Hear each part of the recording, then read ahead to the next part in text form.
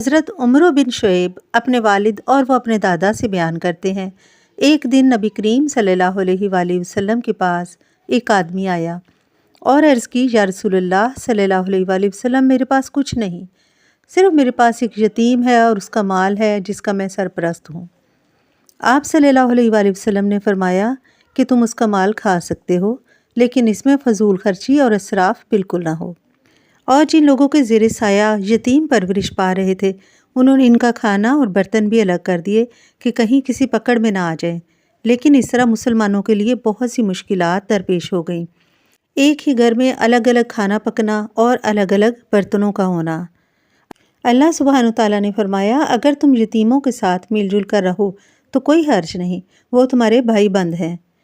اسی طرح حضرت ابو ہریرہ رضی اللہ تعالیٰ عنہ سے روایت ہے کہ نبی کریم صلی اللہ علیہ وآلہ وسلم نے فرمایا، 7 مہلک کاموں سے بچو۔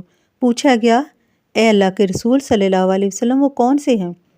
آپ صلی اللہ علیہ وآلہ وسلم نے فرمایا، اللہ کے ساتھ کسی کو شریک نہ کرو، جادو نہ کرو، جس جان کو اللہ تعالیٰ نے محترم بنایا ہے اسے قتل نہ کرو سوائے اس کے کہ حق کے ساتھ ہو، سود نہ کھاؤ، یتیم کا مال کھانے سے منع کیا، جنگ کے دنوں میں پیٹھ پھیر کر مت بھاگ جانا، اور پاک دامن عورتوں پر کبھی تہمت نہ لگانا۔